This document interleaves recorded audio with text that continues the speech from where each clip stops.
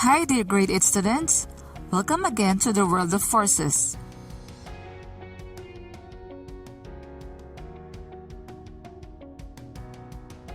In our last discussion, you've learned what force can do to motion. You've also learned the different types of forces. Whether an object is moving or at rest, multiple forces from different directions are acting on it. How are we going to assess the effect of these multiple forces acting on an object? The best way to assess the effect of these multiple forces is to draw and represent it.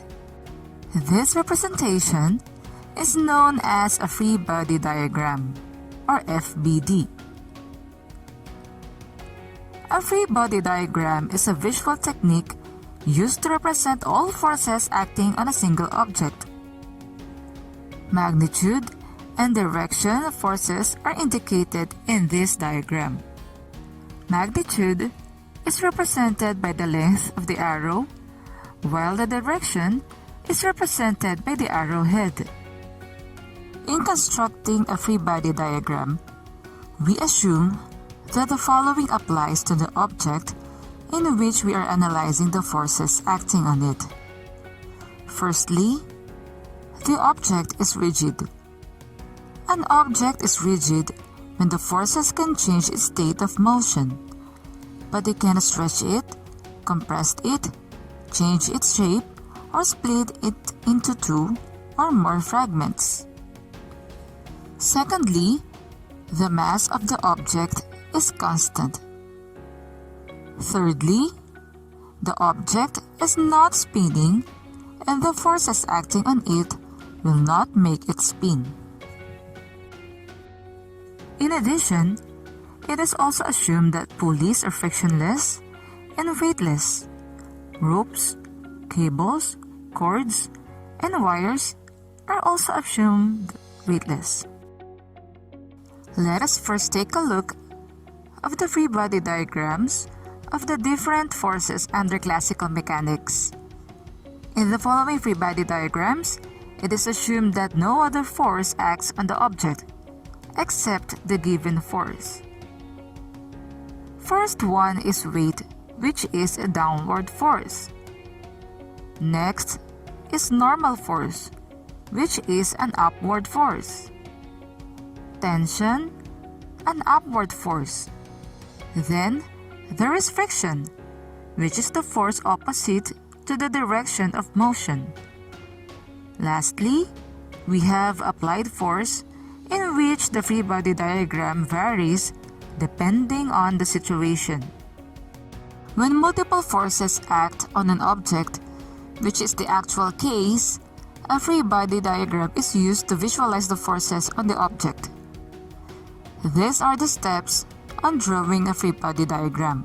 First, draw a sketch of the object in the middle of the coordinate system.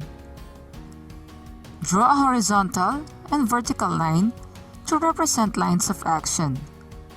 The lines of action are similar to the x and y axis of a rectangular coordinate system. Then, in the middle of this coordinate system, draw a sketch on the object to which the forces are exerted. Second, draw the forces as vector arrows. Start with the tail of the arrow where the force is directly applied. Extend the line pointing away from the axis parallel to the line of action. The length of the arrow will represent the magnitude of the force. Third, identify all forces acting on an object. These forces may be implied to be experienced by the object from its given situation or forces that are not explicitly given. And the last step is to label the forces. In labeling forces, we will establish a convention of variables for specific forces in classical forces. One way of doing this is to use F to label all the forces with subscripts including the kind of force. F sub W for weight, F sub N for normal force, F sub F for friction, F sub T for tension, and F sub A for applied force. If there is more than one force of the same kind, we can use numbers to label them. For example, if there are two different applied forces, we could label it as F sub 1 and F sub 2. Let's apply these steps. Consider a book on top of a table. How do we see forces acting on the book? Step 1. Draw the sketch of the object in the middle of the coordinate system. Step 2 and 3. Draw these forces as vector arrows and identify all forces acting on an object. Since the object has mass and it is acted by the Earth's gravity, then the book has weight. Weight is always directed downward, so the arrow is drawn with this arrowhead pointing downward. The book is also in contact with another surface like the surface of the table. The force present whenever surfaces are in contact is the normal force. Normal force is always directed towards the object and acts perpendicularly as shown by the arrow. Step 4. Label the forces. Write the symbol for weight, which is F sub W, and the symbol for normal force, which is F sub N. Since there are no other forces present, the complete free body diagram of the book is this. Let's have another example. Two boys are exerting forces on the box. One is pulling it with a rope, while the other is pushing it on the other side. Draw the free body diagram of the forces exerted on the box. Step 1.